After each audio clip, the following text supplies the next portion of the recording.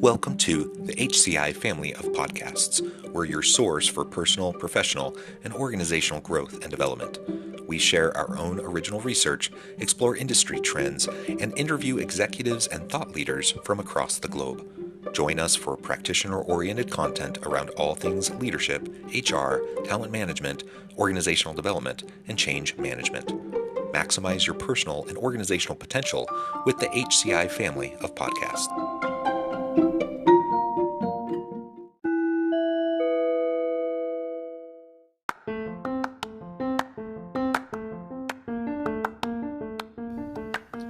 Welcome to the podcast. In this podcast episode, I talk with Robb Wilson about what human capital-focused leaders are missing when it comes to AI and hyperautomation.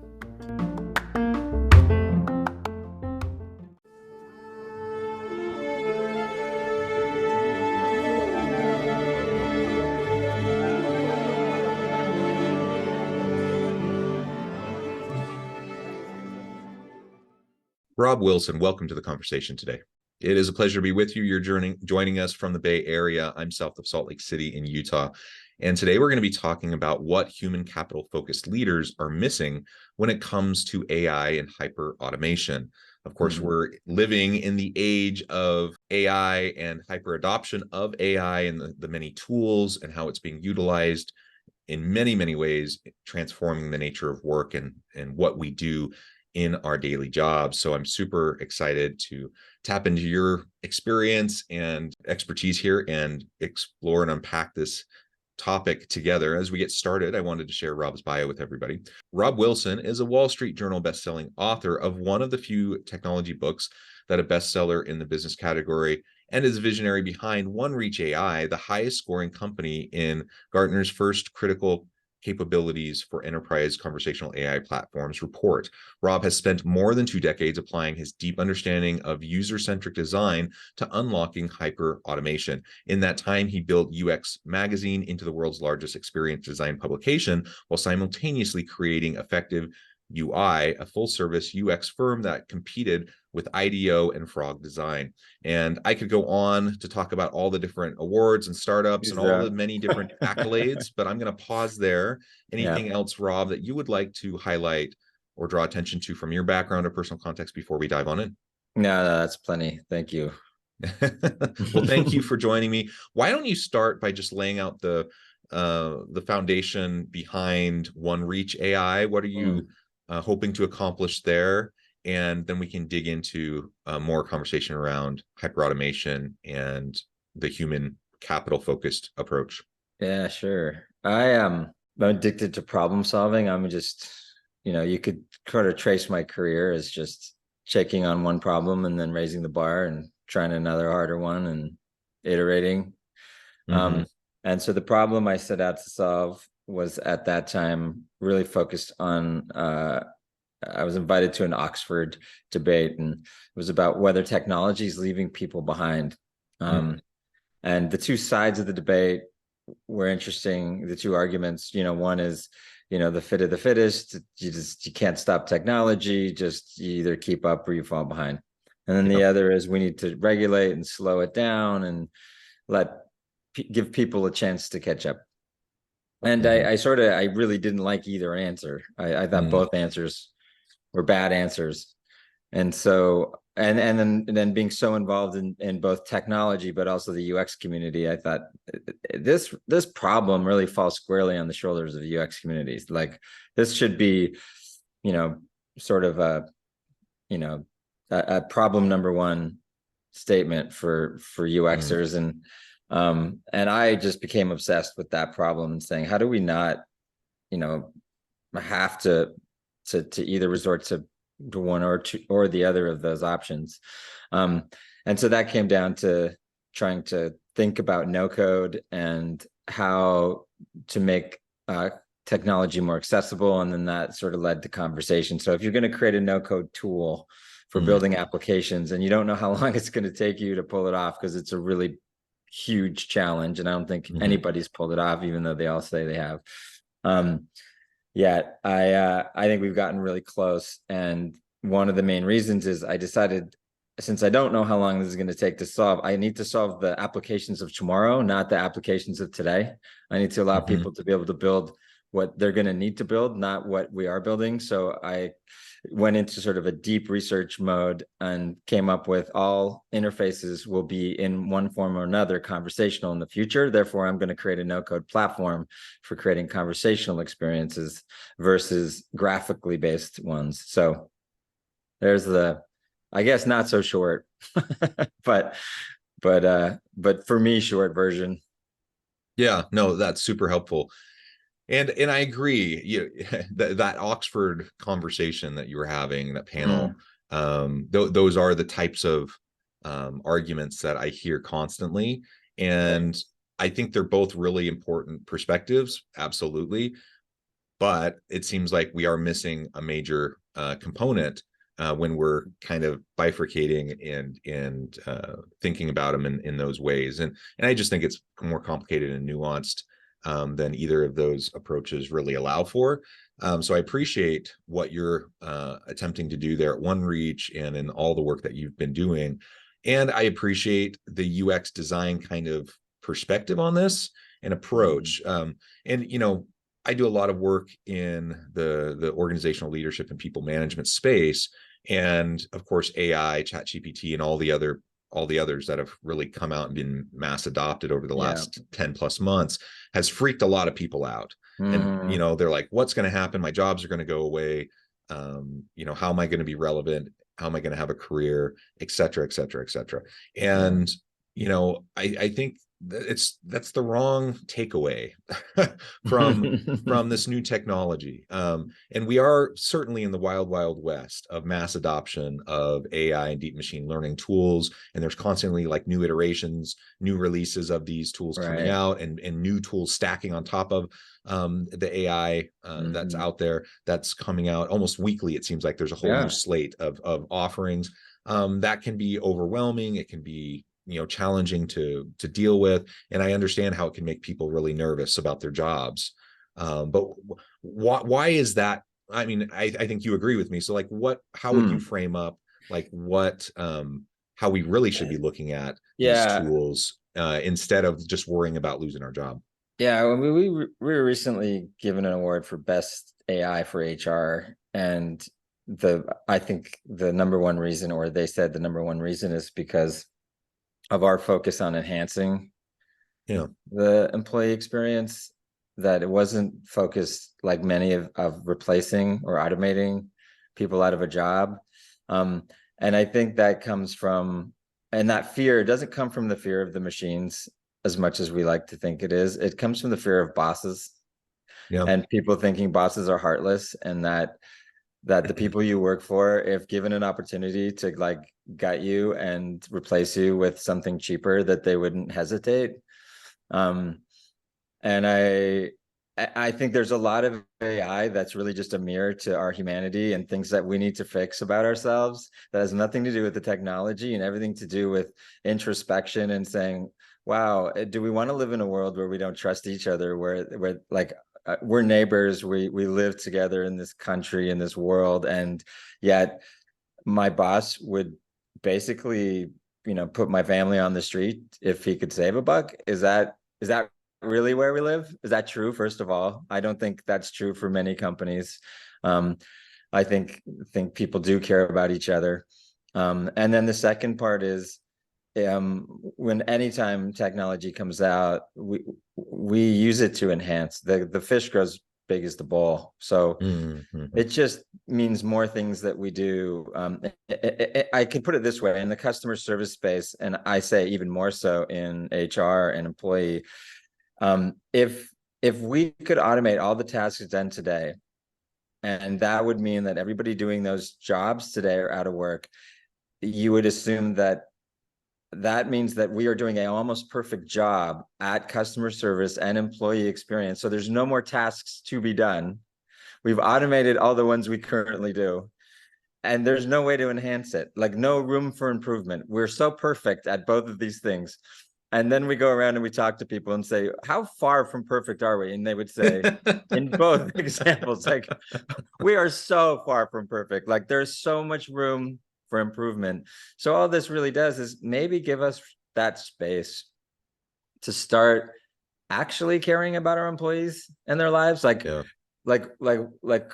when did you get well card from your company when you called in sick versus I hope you had your shift covered? Like, how do we, can we enhance this, and can we make work more enjoyable for people? Can we make interacting with companies something you look forward to? I think dysfunction is a great example. You like, the perfect example of dysfunction is I pay my marketing team to start conversations with customers, and I pay my customer service team to get rid of those interactions. Like, I'm literally paying one side to not talk to customers and the other side to initiate conversations with prospects and customers. Like, what if every conversation we saw as an opportunity, whether with employees or customers, to enhance the relationship like it should be, right? So yeah, I think there's just so much room to automate the way we should be doing things instead of the way we are. And if we can get into that mindset and we go, well, let's automate what we should be doing, there's so many things we can do. And it won't take any, like, there'll be, green fields of things for humans to do in this equation. Yeah, I absolutely agree. So, and let's also, just as a reminder to everyone, automation is not new. The mass adoption of AI automation is relatively new. But we've always been automating, and we've always been, slowly but surely at times and rapidly at other times, displacing certain tasks and certain types of things that people have done. And that will always happen, as we come up with different tools and machinery and technology that can allow us to automate things that are repetitive, and we just don't need a human being to do. So that's what continues to happen. It will always happen. And I personally know that I appreciate how many of the technological tools of the past decade plus have freed up more and more of my time to do the stuff that I'm passionate about, that I feel really drives meaning and purpose in my work. And I'm able to do the more innately human elements of my work because I don't have to spend as much time doing some of the other necessary things that have to get done. But now there are tools that can help me do that.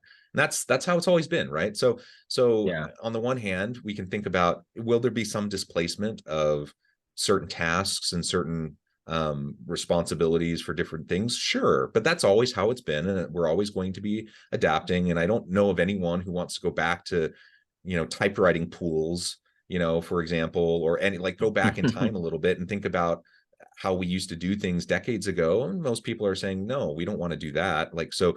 So overall, this is a good thing. But I really like how you're framing it up in terms of, there are always areas for improvement. And why don't we improve? Why do we still continue to have issues with customer service? Why do we still continue to have issues with employee experience and all the HR internal workings of an organization? It's not rocket science usually. Like, it's fairly straightforward, simple. Do these things consistently over time and you're going to be in pretty good shape. Yet most organizations still struggle in these areas. And so magically, outsourcing these roles and tasks to AI isn't going to fix the underlying issues or problems. And it's not going to erase our need to continue to try to be creative and iterate and do cool new things in these spaces. And that's a human question, right? That's a human challenge. And having these tools will just free us up, so we spend less time running around like chickens with our heads cut off trying to put out fires all day, and we have more time, because some of the necessary functions are being completed, that we have more time to do more of the strategic and creative stuff and innovate and drive new directions in these areas that are going to be really important for us. Right. So I just see it as a win overall. Like, do we need to be cautious? Do we need to, consider the ethical, ramifications of mass adoption of AI? These are important questions. Yes, we need to be thinking about these things. But is the sky falling, or, is it the rise of the machines and, a Terminator scenario? No, we're not there. And that's kind of silly. Yeah, I think I think one of the things to blame here is the term AI. I'm not a big fan of it, even though I use it, because it's helpful for efficiency of communication, because I can kind of group a bunch of ideas into a bucket and use two words to point at them. But really, Yeah. to me, it's just about smarter machines. That's it. Yeah. Yeah. Machines are the things that threaten our lives, and they kill us, and they have been killing us, whether it's a car, factory equipment, you name it. We've been, there are murderers right now, bombs, guns. These are all machines. We invented them. They kill us today. Making them smarter. So a skill saw that can recognize the difference between a finger and a 2x4 is a safer machine. I think making machines smarter is a good idea in almost all cases. And in those cases where it's not, we should just talk about those cases. We shouldn't generalize it and say AI. We should say, in this specific case, with this specific machine, where we're enhancing it in this specific way, we should be careful. For example, social media, right? This is an area where we use machines. It's a big part of our lives. How we use these machines is very important. And AI as a fake human, impersonating a human being in an environment where you feel like it's safe and it's not, that's dangerous. And so we should zero in on that. But that is a social media problem, and that is a problem for social media companies. Bots and fake people have been around for a while, and AI will only make that easier for them. But that's that problem, and we should focus on that problem. But it's not AI. It's specifically people. That's fraud, right? It's people pretending to be human. To your point earlier, that's a human problem. That's Yes. not a technology problem, right? Right. The technology is just the symptom of the human problem. Right. Yeah, and we do have to deal with it, right? It's just, this is all just bringing up stuff we have to deal with. And so I think there's the optimist pessimist view. The optimist is it's bringing up problems that are long overdue that we have to address. Let's do it. We don't trust our bosses. Maybe AI can give us the data behind the decisions our bosses make. Maybe the AI can give our bosses the data behind the decisions they should make. And maybe that would create trust. And wouldn't that be nice, right? So how we use it and how we make these machines smarter is a design problem. And this is where we can all get involved. Because if you get into a world where no code and coding and technology is obscure, the book that I wrote was Invisible Machines that Josh and I wrote.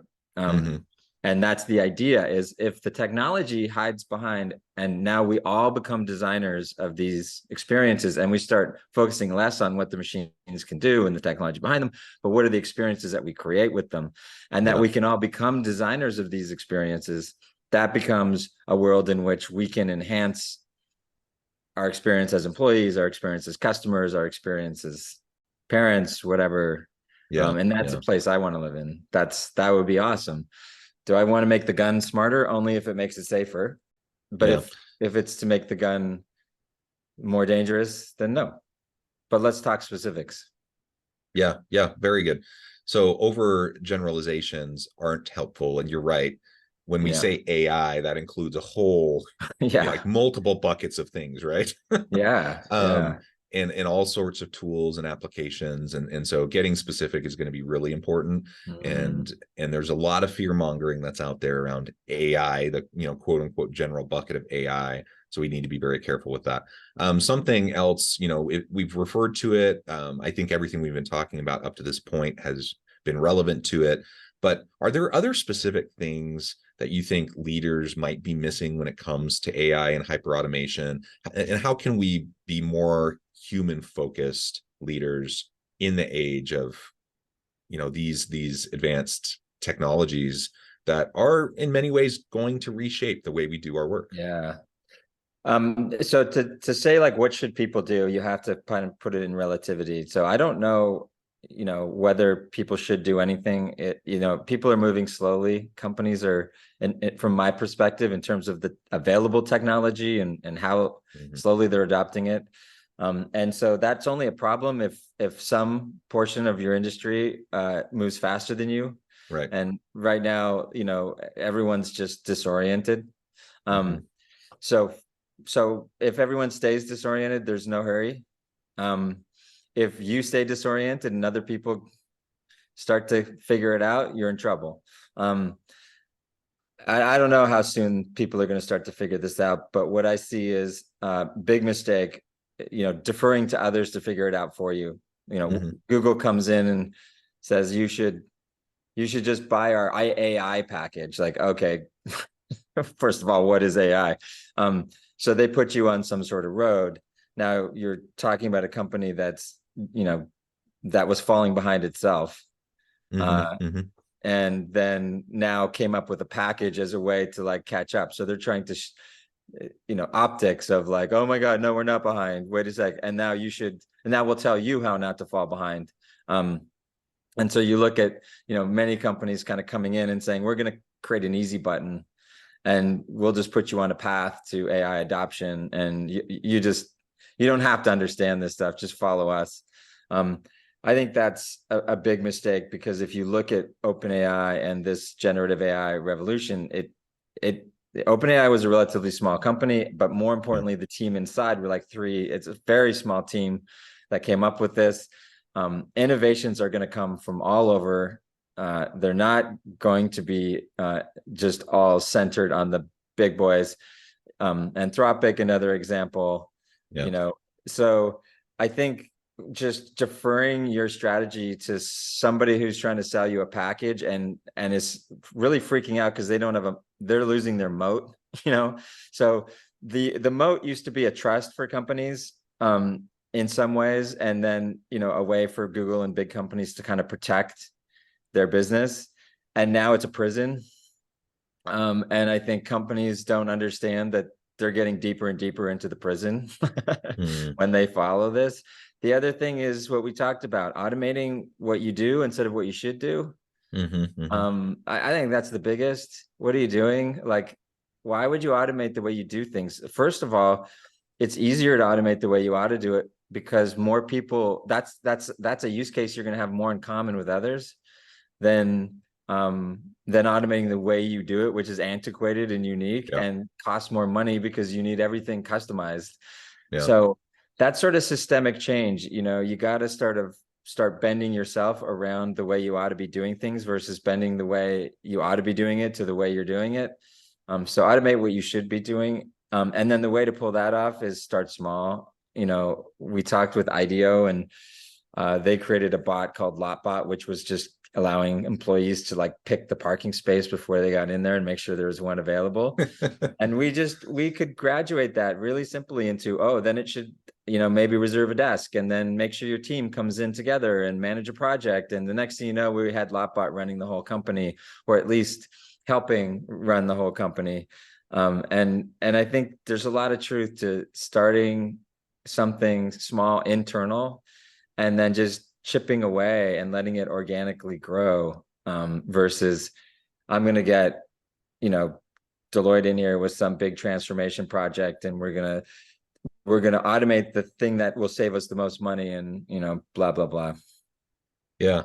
And I think I know how you'll respond to this final question, but with all these tools coming out constantly and or upgrades to the existing platforms, right? We have all these new tools coming out almost weekly. How, as a leader, do I stay on top of this? If I'm feeling just overwhelmed, if I'm feeling buried, I want to play around in the sandbox. I want to figure out what these things can do. I want to figure out use cases, but it's just like constant fire hose, right? So how do I get on top of this? How do I make any sense of all these constant developments? Yeah, this is a big one. It's to focus those not on the developments themselves, but focus on your organization and wiring your organization for AI. It's kind of a culture of AI. And I would say that is a lot of people kind of go to this centralized approach, almost like the IT approach. I'm going to create a department that does all the AI work. And is the owners of AI, and I'll centralize it. Decentralization is really the key. And so you do need to hire a team that understands it, but a team that's capable of educating the rest of your company. And that's their goal, is to enable and to co-create with the rest of the company, because AI can probably help solve almost every big problem in every company right now, and you don't know where to start. Well, start with creating a team that can walk around and educate each department all the way from the top to the bottom on how to think about solving these problems and come up with a framework for prioritization.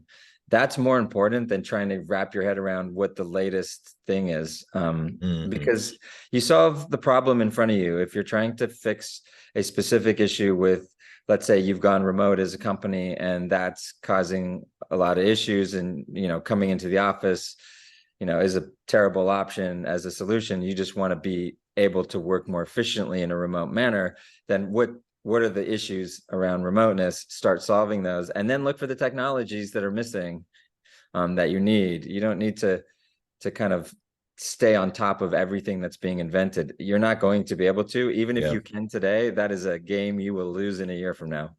Yeah, for sure. Well, Robb, it has just been a real pleasure. I know at the time I need to let you go, but before we wrap things up for today, I just wanted to give you a chance to share with the audience how they can connect with you, find out more about your work, your team, and then give us a final word on the topic for today. Yeah, sure. Wrote the book. You can get on Amazon, Age of Invisible Machines. We do a podcast also, and you can track that with UX Magazine, and so you can follow me on Twitter as well. My final note is to encourage people to get excited about this from an experience standpoint, not from a technology standpoint. I want people to start thinking design-minded, and start thinking about how can we make interactions better, and how can we use AI to enhance how we interact with each other as human beings and create better connections. I think that's certainly what I'd love to see. Yeah. Wonderful. Well said. Robb, thank you so much. It's been a real pleasure. Yeah. Thanks for having me. I encourage the audience to reach out, get connected, find out more about what Robb can do for you. And as always, I hope everyone can stay healthy and safe, that you can find meaning and purpose at work each and every day. And I hope you all have a great week.